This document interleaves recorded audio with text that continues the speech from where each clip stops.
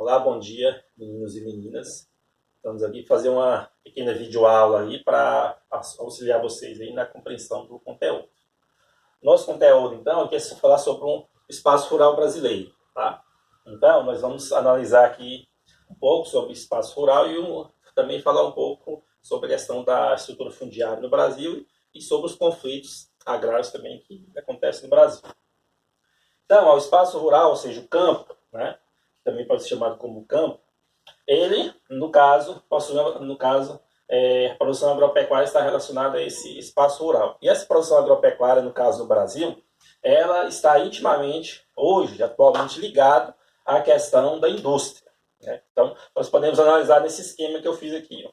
Então, produção agropecuária está relacionada à indústria de processamento, ou seja, o que é produzido, no caso, na atividade rural, nas fazendas, ele vai ser processado, né, para virar algum produto industrializado, ou, né, é claro que ele pode ser também levado direto da fazenda logo para o comércio, mas geralmente o que vai acontecer? Ele vai ser relacionado à indústria de processamento, no caso, por exemplo, tomate. Né? Então, produzir o tomate, na indústria vai fabricar o quê? Salada de tomate, ketchup e assim por diante. No caso, relacionado ao transporte, né, e a distribuição, porque ele vai ser, essa matéria-prima, esse produto vai ter que ser transportado, né, até a indústria. No caso do Brasil, geralmente, né, na grande maioria dos casos, transporte rodoviário. Né? O Brasil fez a opção por rodovias. E lá ele vai ser distribuído, então, no comércio. Né? E de cá, ó, a indústria e de insumos está relacionado também à produção agropecuária, por quê? Porque a produção, no caso agropecuária, necessita então dos insumos, né, produzidos pela indústria para ser levado para o campo para processar, para adubar a terra, como defensivo agrícola, assim por diante. E também, no caso, a indústria de máquinas agrícolas, que vai também, logicamente, estar relacionada à produção agropecuária, porque hoje a produção no Brasil ela é mecanizada. Então, aí esse esquema aqui para a gente entender, basicamente, então, esse processo aí. Passando aqui, ó, por meio desse gráfico aqui, nós podemos entender, ó, como está a agropecuária no Brasil hoje. Né? Então, a distribuição da população economicamente ativa, né? E também o PIB. Então, população economicamente ativa, o quê? Como ela está distribuída nos três setores, no caso do Brasil. Então, na agropecuária, ela emprega 16% da população economicamente ativa no Brasil. A indústria emprega, no caso, 22%, e o comércio e serviços, no caso, emprega 62%. É lógico que o país, quanto mais o país é desenvolvido, né, mais o setor de serviços contribui com a maior parte do emprego. E aqui o gráfico de baixo, B aqui, no caso, representa como está o PIB, né, a distribuição do PIB, no caso, por esses mesmos setores. Então, no caso, a agropecuária representa 6% do PIB do Brasil, do Produto Interno Bruto brasileiro. A indústria representa 23% desse Produto Interno Bruto. E o comércio e serviço, o terceiro setor, representa 71%. Mais uma vez, quanto mais o país é desenvolvido, mais tem tecnologia e tal, mais rico, né, mais o setor de serviços, terceiro setor, comércio e serviço, representa a maior parte do PIB. Os países ricos, é claro, mais ricos que o Brasil, mais desenvolvidos, essa representação ainda é um pouco maior.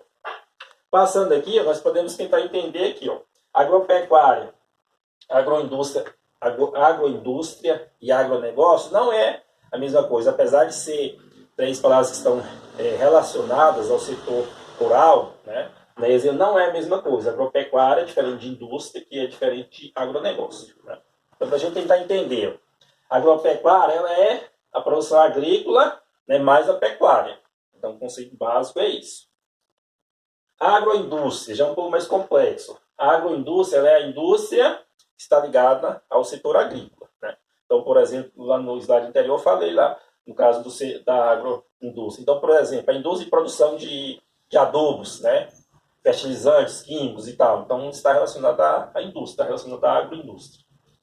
E o agronegócio no caso, mais complexo ainda, porque ele é um conjunto de atividades envolvendo o setor primário, secundário e terciário, que tem a ver com a produção agrícola e também a pecuária. Então, o agronegócio, vamos dizer que é todo o contexto, né, dessa atividade produtiva relacionada ao campo, né? Passando. Tá. No Brasil, nós vamos passar por um processo de modernização, né, agrícola no campo, principalmente a partir da década de 60, 70, basicamente aqui no Brasil. E vai acontecer o quê? A mecanização, ou também chama de tecnificação do campo, né? Vai acontecer o processo chamado também de Revolução Verde, né? Aí, como consequência, vai acontecer o êxodo rural, né, a concentração fundiária, e, como consequência, também vai acontecer alguns conflitos pela posse da terra, né, no Brasil. Vamos entender detalhadamente cada um desses títulos aqui. Então, mecanização, no caso, é a modernização agrícola no Brasil. Isso foi o quê? A implantação de novas tecnologias, logicamente. Então, uso de máquinas, né, no processo de produção, né, vai ser implantado também por meio da melhoria genética das plantas, né, e tudo isso aí está atrelado, no caso, à Revolução Verde. Então, entender o que seria essa Revolução Verde, né, para a gente tentar entender, né? Não foi uma Revolução Verde, dá a impressão que foi uma rebelião feita lá na horta, nas hortaliças, mas não é isso não, a Revolução Verde é outra coisa. Então, ela vai acontecer como? Após a Revolução, após a Segunda Guerra Mundial, tá? E ela vai ser mais enfatizada. Então, qual era a ideia das pessoas, dos caras? Esse processo chamado Revolução Verde ele foi muito bem aceita, por quê? Porque a ideia era o quê? Acabar com a fome no mundo. Né? Então, se você pensa assim, não, a ideia dos caras é acabar com a fome no mundo. Então, isso é uma coisa maravilhosa, vai acabar com a fome no mundo, ou seja, as pessoas vão parar de passar fome nos países da América Latina, né, que tem pessoas que passam fome, da África, principalmente, parte da Ásia. Aí a ideia é essa. Então, todo mundo imagina, não, vai acabar com a fome, vai deixar de existir gente passando fome no mundo. Então, mas na verdade, não aconteceu de acordo com a ideia inicial, né? Que a maioria da população imaginou que fosse acontecer, né? Que ia produzir tanto alimento que as pessoas iam acabar de parar de passar fome, então. Então, a ideia era o quê? Consiste em usar a melhor tecnologia para produzir mais alimentos no mesmo espaço de terra. Então, o uso de sementes e plantas geneticamente modificadas, um maior desempenho de implementos agrícolas, como plantadeiras e colheitadeiras e assim por diante. Tá? Então, o que aconteceu? Só para concluir a Revolução Verde. Então, na prática, a Revolução Verde aconteceu o quê? Um processo de aumento da produção, né, e da produtividade. Mas, no entanto, ela não acabou com a fome no mundo. Existem muitas pessoas ainda no mundo passando fome. Então, na verdade, ela aconteceu o quê? Quem tem dinheiro consome ou compra ou produz. Quem não tem, não consegue comprar. Aqui sobre a concentração fundiária no caso do Brasil, dá pra gente, esse gráfico dá para a gente entender como está distribuídos os imóveis rurais no Brasil. Distribuição de terras. Então, para a gente entender aqui, número de estabelecimentos rurais, né? A barrazinha com a luzinha vermelha, e a área ocupada por esses estabelecimentos. Então, para a gente entender, os estabelecimentos rurais do Brasil, que tem até 10 hectares de tamanho, no caso, eles são, em número de estabelecimentos, eles são mais ou menos 30% da quantidade desses estabelecimentos. Né? No entanto, eles ocupam uma área bem pequena, né? Como pode ver aqui, uma área de pouco mais de 2%, né, da área, né, produtiva no Brasil. Já os estabelecimentos rurais que têm de 10 a 100 hectares, né, a quantidade deles, o número de estabelecimentos rurais, eles têm mais de 50% que possuem de 10 a 100 hectares. Né? Mas eles ocupam uma área de pouco mais de uns 15% aqui do tamanho da área ocupada por esses estabelecimentos. Por outro lado, os estabelecimentos as fazendas, as terras, os latifúndios que têm de 100 a 1.000 hectares de tamanho, eles ocupam uma quantidade, o número de estabelecimentos é bem pequeno, é uns 15% da quantidade de estabelecimento do Brasil, mas eles já ocupam uma área de 30%, né, de toda a área ocupada nas terras do Brasil. E, para fechar aqui, olha aqui, os estabelecimentos que têm mais de 1.000 hectares, ou seja, as grandes fazendas, latifúndios, têm mais de 1.000 hectares, a quantidade deles é ínfima, uma quantidade bem pequena, acho que menos aqui 1%, um pouco mais de 1% do número desses estabelecimentos. Mas, por outro lado, o tamanho deles, eles ocupam uma área de mais de 50%, né, da quantidade das terras do Brasil. Compreendido? Então, vamos lá, passando aqui.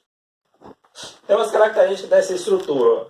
Concentração de terras muito alta no Brasil, poucos latifúndios ocupam a maior parte da área total, um grande número de minifúndios, pequenas fazendas, não chega a ocupar 2% de toda a área total. A maior concentração de terras, no caso do Brasil, está na região Nordeste e a menor na região Sul. Né? Devido a isso, a região Sul possui a menor concentração. Tá?